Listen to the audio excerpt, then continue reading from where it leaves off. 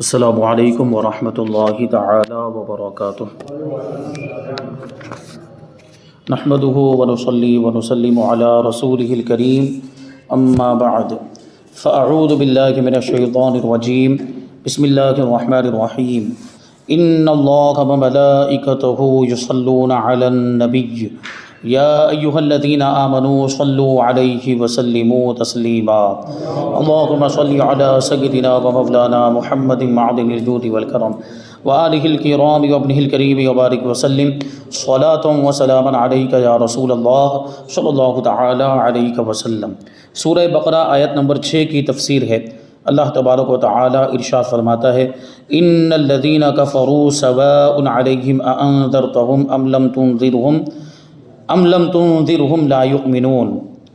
بے شک وہ جن کی قسمت میں کفر ہے انہیں برابر ہے، چاہے تم انہیں ڈراؤ یا نہ، وہ ایمان لانے کے نہیں۔ مطلب کیا ہے کہ جن کی قسمت میں کفر لکھ دیا گیا ہے وہ ایمان لانے والے نہیں ہیں، چاہے ان کو ڈرائیں یا نہ ڈرائیں، یعنی ان کو تبلیغ کریں یا تبلیغ نہ کریں، وہ ایمان لانے والے نہیں ہیں۔ اس آیت کریمہ کے بارے میں کہتے ہیں کہ یہ آیت کریمہ ابو جہل اور ابو لہب جیسے سرکش کفار کے بارے میں نازل ہوئی، جو اپنی سرکشی میں، ہٹ دھرمی میں اور اپنی ضد میں بہت آگے نکل چکے تھے، اور اسی وجہ سے اس آیت کریمہ میں یہ فرمایا گیا کہ ان کو ڈرانا نہ ڈرانا دونوں برابر کے، وہ ایمان لانے والے نہیں۔ کیونکہ اس پر کوئی اعتراض کر سکتا ہے اور کوئی یہ سوال اٹھا سکتا ہے کہ ان کو ڈرانا نہ ڈرانا، اور یہ اللہ تبارک و تعالیٰ نے فرما دیا کہ ابو جہل اور ابو لہب جیسے کفار ایمان لانے والے ہی نہیں ہیں، تو یہ تو ایسا ہو گیا کہ وہ مجبور ہو گئے۔ یہ تو ایسا ہی ہو گیا نا کہ مجبور ہو گئے۔ جب اللہ تبارک و تعالیٰ خود کہہ رہا ہے کہ ایمان لانے والے نہیں ہیں، تو پھر یہ تو گویا کہ اللہ تبارک و تعالیٰ کی طرف سے ظاہری طور پر ان کو مجبور کرنا پایا گیا کہ اب وہ ایمان نہیں لا سکتے، تو حقیقت میں ایسا نہیں ہے۔ اس کا جواب یہ ہے، اس اعتراض کا جواب یہ ہے کہ ان کے مطلب ہر کافر کے لیے ہدایت ممکن ہے، ہر کافر کے لیے، کہ کوئی کیسا بھی کافر ہو اس کے لیے ہدایت ممکن ہے، وہ ہدایت پا سکتا ہے، وہ مومن ہو سکتا ہے۔ لیکن ان کافروں کے بارے میں ایسا کیوں فرمایا جا رہا ہے؟ ابو جہل اور ابو لہب جیسے کافروں کے بارے میں ایسا کیوں فرمایا جا رہا ہے کہ یہ ایمان نہیں لائیں گے؟ یہ ان کی سرکشی میں حد سے زیادہ بڑھ جانے کی وجہ سے کہا جا رہا ہے۔ مطلب کیا ہے کہ پہلے ان کی بھی یہ کیفیت تھی، ابو جہل اور ابو لہب جیسے کفار کی بھی یہ کیفیت تھی کہ یہ بھی مومن ہو سکتے تھے، یہ بھی چاہتے تو اسلام قبول کر لیتے، حضور پاک صلی اللہ علیہ وسلم کو مانتے، حضور کے دامن سے وابستہ ہو جاتے۔ لیکن جب یہ اپنی سرکشی میں بڑھے، حضور کی دشمنی میں بڑھے اور اسلام کی دشمنی میں، اسلام کی مخالفت میں، ضد میں آ گئے، تو ان کی اسی سرکشی اور ہٹ درمی کی وجہ سے پھر ان کی قسمت میں کفر لکھ دیا گیا۔ تو اس میں ان کا ہی قصور ہے، ان کی سرکشی کی وجہ سے یہ ہوا ہے کہ اب وہ ایمان نہیں اب وہ ایمان لانے کا قصد ہی نہیں کریں گے، ان کی سرکشی کی وجہ سے، ضد کی وجہ سے۔ تو یہ آیت کریمہ ایسے کفار کے بارے میں نازل ہوئی ہے جو علم الہی میں ایمان سے محروم تھے۔ حضور پاک صلی اللہ علیہ وسلم ان کے ایمان نہ لانے سے غمگین ہوتے تھے۔ تب یہ آیت کریمہ اتری اور اللہ تبارک و تعالیٰ نے اپنے محبوب صلی اللہ علیہ وسلم کو تسلی دی کہ نہ تو آپ کی تبلیغ میں کوئی کوتاہی اور کمی ہے، اور نہ ہمارے کلام میں کچھ نقصان اور کمی ہے۔ ان کا ایمان نہ لانا خود ان کی بد نصیبی ہے اور محرومی کی وجہ سے، آپ اس پر غمگین نہ ہو۔ اب اس آیت کریمہ میں دیکھیں تو سب سے پہلا لفظ ہے انا۔ انا کا معنی ہوتا ہے تحقیق اور بے شک، یقیناً۔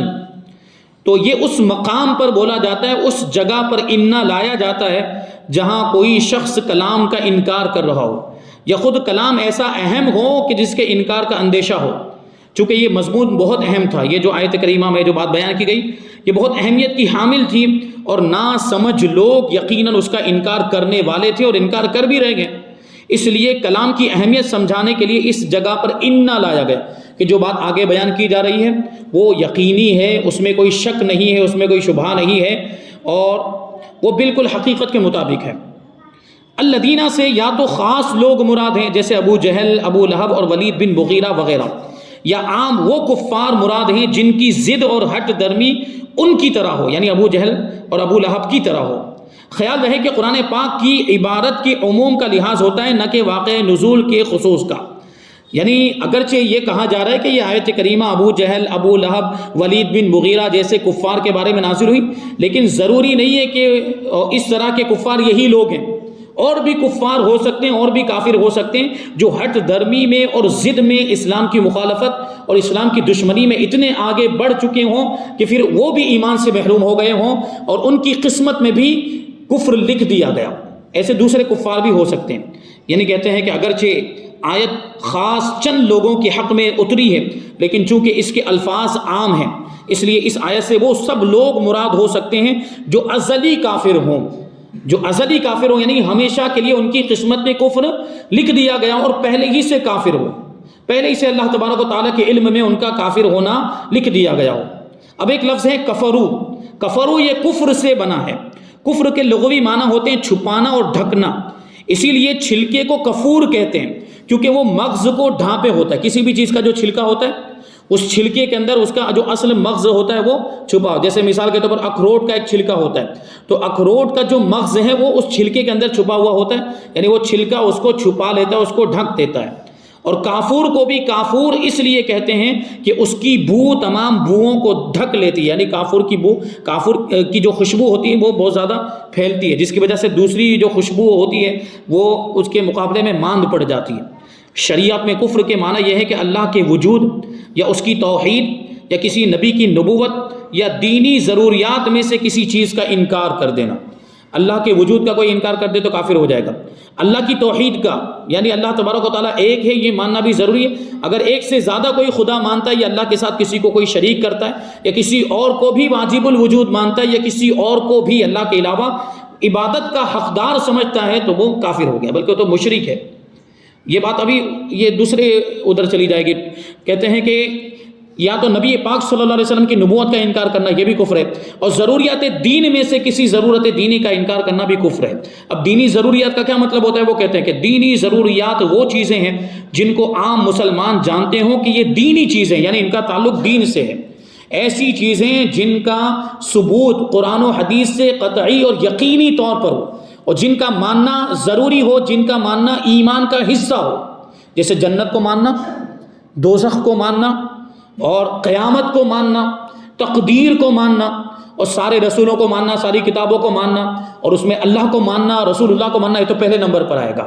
تو یہ ساری چیزیں ضروریات دین میں سے جن کے بارے میں ہر عام مسلمان بھی جانتا ہے۔ یعنی عام مسلمان سے مراد وہ لوگ ہیں جو علماء سے قریب ہو، جو بالکل جاہل ہو، جو بالکل یوں سمجھے کہ اجڑ ہو، جس کو کچھ بھی نہیں پتہ اور دین کی کچھ بھی معلومات نہیں، دین سے کوئی تعلق ہی نہیں ہے، تو وہ اگر ضروریات دین کو نہیں جانتا ہے تو اس سے کوئی فرق نہیں پڑے گا۔ یہاں مراد کون ہے؟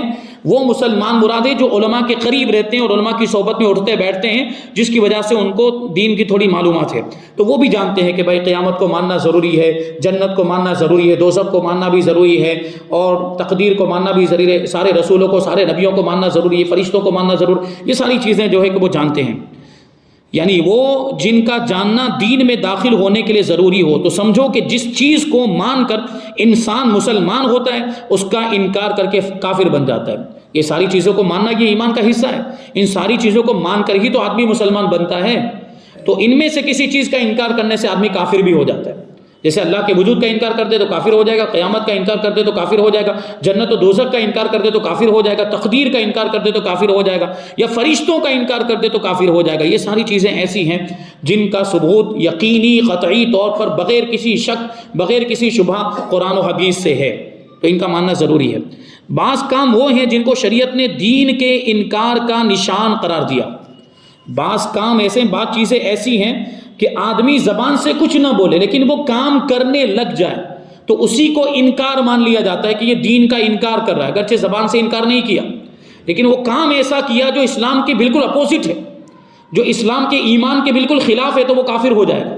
جیسے زنار باندھنا، زنار وہ کیا کہتے ہیں اس کو، جنیو جو مطلب وہ براہمن لوگ جو رسی وہ ڈوری یہاں پہ باندھتے ہیں، تو یہ ان کے مذہب کی علامت ہے، یہ ان کے مذہب کی نشانی۔ اگر اس طرح کوئی ڈوری باندھتا ہے یہاں پر ایسے زنار باندھتا ہے تو اس کو کافر سمجھا جائے گا، اس کو دیکھ کر کوئی نہیں کہے گا یہ مسلمان ہے۔ تو زنار باندھنا یہ بھی انکار پر دلالت کرے گا۔ اور سر پر ہندوانی چوٹی رکھنا، وہ جو پیچھے یہاں پہ جو چوٹی رکھتے ہیں ہندو لوگ، وہ بھی اگر کوئی مسلمان رکھے تو یہ اس کا انکار مانا جائے گا، یعنی اسلام کا انکار ہو جائے گا اس سے، اور وہ کافر ہو جائے گا۔ یہ کام بھی سب کفر ہیں، کیونکہ اس سے معلوم ہوتا ہے کہ ان کا کرنے والا بے دین ہو چکا ہے۔ یوں سمجھو کہ جو کام کفار کے دینی نشان بن چکے ہیں، ان کے مذہب کی، ان کے دھرم کی علامت بن چکے ہیں، یعنی جن کو دیکھ کر لوگ یہ سمجھتے ہوں کہ یہ کوئی کافر ہے، ان کا کرنا مسلمانوں کے لیے کفر ہے۔ ایسے کام کے کرنے کی وجہ سے آدمی دائرہ اسلام سے خارج ہو جاتا ہے، جیسے کہ قشقہ لگانا، وہ ٹیکا لگاتے ہو، تو اس سے بھی آدمی کافر ہو جائے گا، کیونکہ یہ ان کی مذہبی علامت ہے، غیر مسلموں کی، ہندوؤں کی مذہبی علامت ہے۔ ہندو ہی لگاتے ہیں ہمارے علاقے میں، عام طور پر یہ ہندو ہی لگا۔ اگر کوئی علاقہ ایسا ہے کہ جہاں پر مسلمانوں کے اندر بھی یہ چیز رائج ہے، جیسے کہ یہ قشقہ جو ٹیکا جو لگاتے ہیں وہ نہیں ہے، لیکن جو بندی لگاتے، بندی یعنی جو خواتین لگاتی ہیں بندی، یہ دوسرے کچھ علاقوں میں عورتوں میں بہت عام ہے، یعنی مسلمان عورتوں میں بھی بہت عام ہے، مسلمان عورتیں بھی بندی لگاتی ہیں، تو وہاں یہ حکم نہیں ہوگا، وہاں یہ حکم نہیں ہوگا، یعنی اس کی بنیاد پر ان کو کافر نہیں کہا جائے گا۔ لیکن ہمارے علاقے میں اگر کوئی مسلمان عورت لگاتی ہے تو اس کے لیے یہ حکم ہوگا، کیونکہ ہمارے علاقے میں مسلمان عورتیں یہ لگاتی ہی نہیں ہیں، یہ ہندوؤں کا شعار ہے، ہندوؤں کا مذہبی شعار ہے یہ بندی لگانا۔ تو خشکہ لگانا یعنی وہ ٹیکا لگانا، چوٹی رکھنا، اور جو کام کفار کے قومی نشان ہو، یعنی مذہبی نشان نہیں ہے، مذہبی نشان اور قومی نشان دونوں میں فرق ہے، یہ بات آپ اچھی طرح ذہن میں بٹھا لیں۔ مذہبی نشان یعنی ان کے مذہب کی علامت، ان کے دھرم کی علامت، تو یہ ٹیکا لگانا وغیرہ یہ ان کے دھرم کا حصہ ہے، اور اگر کوئی ٹیکا لگائے تو اس کو ہندو سمجھا جاتا ہے، اس کو دیکھ کر یہی مانتے ہیں لوگ۔ لیکن کچھ چیزیں ایسی ہیں جو ان کے مذہب کا حصہ نہیں ہے، لیکن ان کی قوم کی علامت ہے، ان کی قوم کی نشانی ہے، وہ مسلمانوں کے لیے حرام ہے۔ ایسی چیزیں اپنانا یہ مسلمانوں کے لیے حرام ہے، جیسے کہ انہوں نے بتایا کہ جیسے کہ ہیٹ لگانا، ابھی انہوں نے اپنے زمانے کے اعتبار سے کہا، مصنف علیہ الرحمٰن نے مفتی احمد یار خنائی میں، ہیٹ لگانا مطلب وہ جو ہیٹ پہنتے ہو، تو وہ ہیٹ ایک زمانے میں عیسائیوں کی علامت ہوا کرتی تھی، قومی علامت، وہ عیسائی ہی پہنتے تھے، دوسرا کوئی نہیں پہنتا تھا، دوسرے کسی مذہب کا آدمی وہ ہیٹ نہیں پہنتا تھا، اس لیے اس زمانے میں یہ کام کرنا حرام تھا۔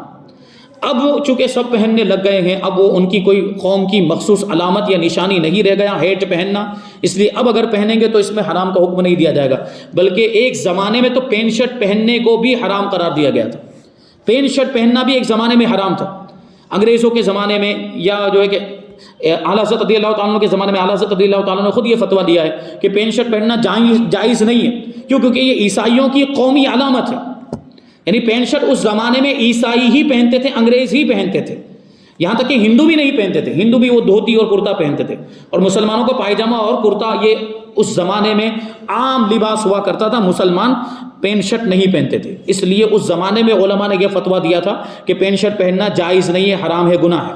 لیکن اب چونکہ ہر قوم کے لوگ پہننے لگ گئے ہیں، اب یہ کسی قوم کا خاص نشان نہیں رہ گیا، کسی قوم کی خاص علامت نہیں رہ گئی کہ پینٹ شرٹ پہننے سے یہ پتہ چلے کہ یہ عیسائی ہے یا یہ کسی خاص قوم سے تعلق رکھتا ہے، اب ہر کوئی پہنتا ہے، ہر مذہب کا ماننے والا پہنتا ہے، اس لیے اب وہ حکم نہیں ہوگا پینٹ شرٹ پہننے کا، پینٹ شرٹ پہننے کا اب وہ حکم نہیں ہوگا، لیکن اس میں اب بھی ضروری ہے ان باتوں کا لحاظ رکھنا کہ اس سے ستر ہونا چاہیے، یعنی بدن کے جس حصے کو چھپانا ضروری ہے، پینٹ شرٹ میں بھی وہ حصہ چھپنا چاہیے، اور کوئی اس طرح کی بات اس میں نہیں ہونی چاہیے جو شرعی اعتبار سے ممنوع ہے، ناجائز و گناہ ہے، کیونکہ پینٹ شرٹ میں بھی تو کس طرح کے معاملات ہم دیکھ رہے ہیں، پھٹی ہوئی پینٹ پہنی جاتی ہے تو اس میں وہ جو گھٹنے کھلے ہوئے دکھتے ہیں اس میں، یا کبھی جو جانگ والا حصہ دکھتا ہے، یہ حرام ہے، یہ کھلا ہوا نہیں ہونا چاہیے، مرد کے لیے ناف کے نیچے سے لے کر گھٹنے کے نیچے تک کا جو حصہ ہے اس کا چھپانا فرض ہے، اس کو کھول نہیں سکتے کسی کے بھی سامنے، بلکہ تنہائی میں بھی اس کو چھپانے کا حکم دیا گیا، صرف بیوی کے سامنے کھول سکتے ہیں، یہ والا حصہ صرف بیوی کے سامنے، ماں کے سامنے بھی نہیں کھول سکتے،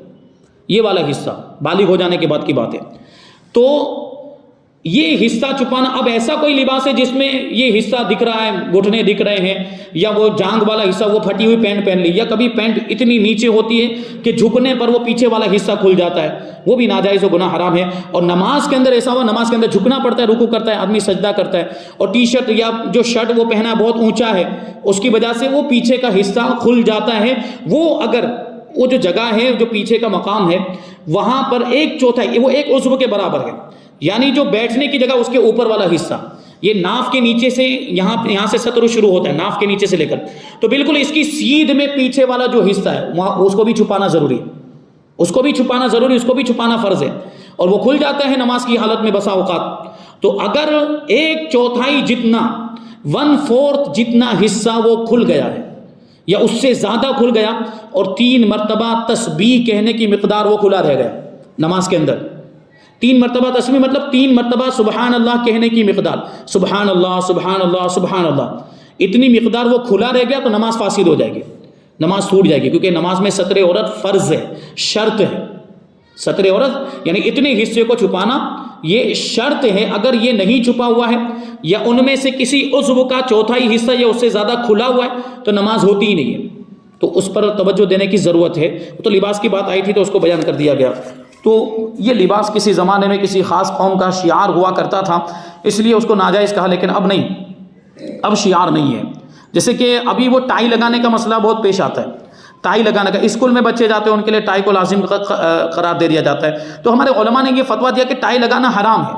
کیوں فتویٰ دیا تھا؟ کیونکہ یہ پہلے عیسائیوں کی قومی علامت تھا، قومی علامت. کیونکہ عیسائی اس کو لگاتے تھے، دوسرا کوئی نہیں لگاتا تھا، دوسرے کسی مذہب کا ماننے والا ٹائی نہیں لگاتا تھا. اور یہ ان کے کراس کی علامت، کراس مطلب صلیب، سولی، جس پر ان کے عقیدے کے مطابق ان کا ماننا یہ ہے کہ انہوں نے معاذ اللہ حضرت عیسیٰ علیہ السلام کو سولی پر چڑھا دیا تھا، حضرت عیسیٰ علیہ السلام کو قتل کر دیا. جبکہ ہمارا عقیدہ کیا ہے کہ انہوں نے حضرت عیسیٰ علیہ السلام کو قتل نہیں کیا ہے، بلکہ اللہ تبارک و تعالیٰ نے حضرت عیسیٰ علیہ السلام کو زندہ آسمان پر اٹھا لیا. حضرت عیسیٰ علیہ السلام ابھی بھی زندہ ہے اور قیامت کے قریب نازل ہوں گے. وہ ایک واقعہ ہے، تفصیل ہے اس میں. تو یہ کراس بناتے ہیں، وہ والا کراس بناتے ہیں، صلیب بناتے ہیں یہ لوگ اس طریقے سے، یہ اس کی صورت بنتی ہے. تو اس لیے علماء نے اس کو حرام کہا تھا، اس کو پہننا جائز نہیں. اب بھی بعض علماء اس کو حرام کہتے ہیں، اب بھی ناجائز کہتے ہیں کہ ابھی اس زمانے میں بھی نہیں پہن سکتے. لیکن چونکہ اب بعض علماء نے اس کی اجازت اس اعتبار سے دی کہ اب یہ خالی عیسائیوں کا طریقہ نہیں رہ گیا ٹائی لگانا. اب خالی ایسا نہیں کہ خالی عیسائی ہی پہنتے ہوں، اب تو ہر قوم کے لوگ پہننے لگ گئے.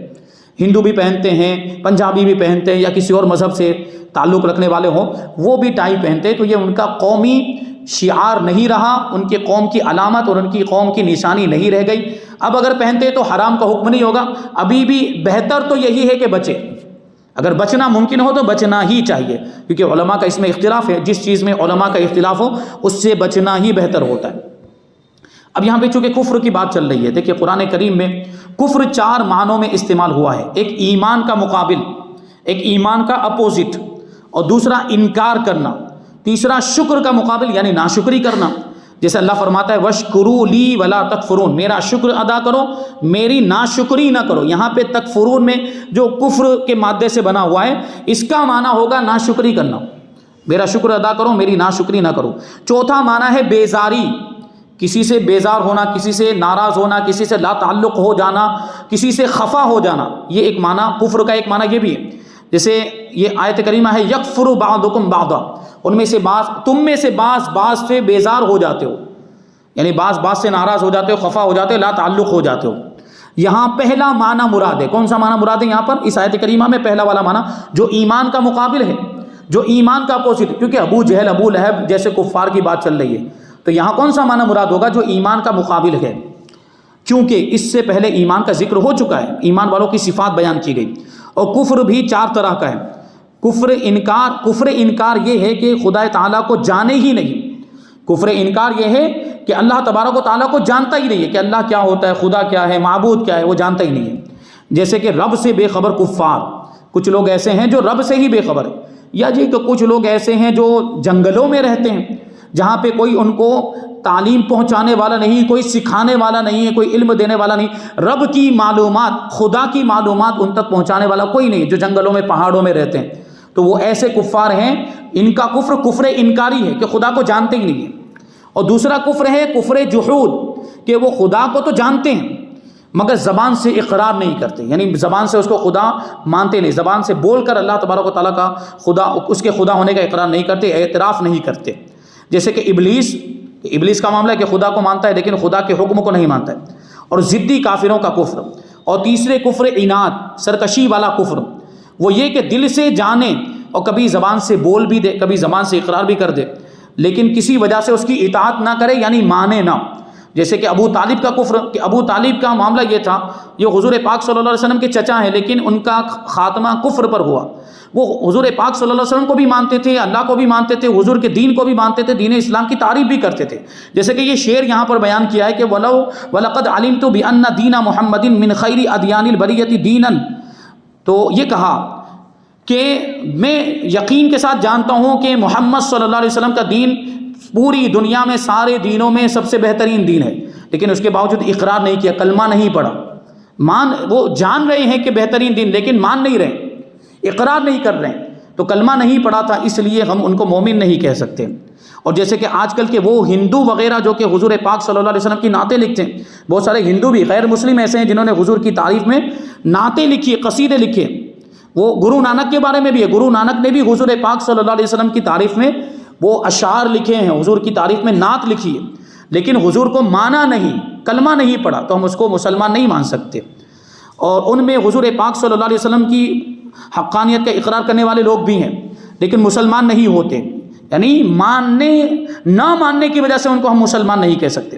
اور چوتھا ہے کفر نفاق۔ کفر نفاق کا مطلب یہ ہوتا ہے کہ زبان سے اقرار کرے، زبان سے اپنے آپ کو مومن بھی کہے، خدا کو مانے بھی، خدا کے وجود کا بھی اقرار کرے، نبی پاک صلی اللہ علیہ وسلم کی نبوت کا بھی اقرار کرے، لیکن دل میں اعتقاد نہ ہو، یعنی دل میں کفر ہو، اس کو منافق کہا جاتا ہے، اور یہ سب سے خطرناک کافر ہوتا ہے۔ یہاں دوسری قسم کا کفر مراد ہے، دوسری قسم کا کفر مراد ہے، یعنی کفر جحود، کہ خدا کو جاننے کے باوجود اس کا انکار کرتے۔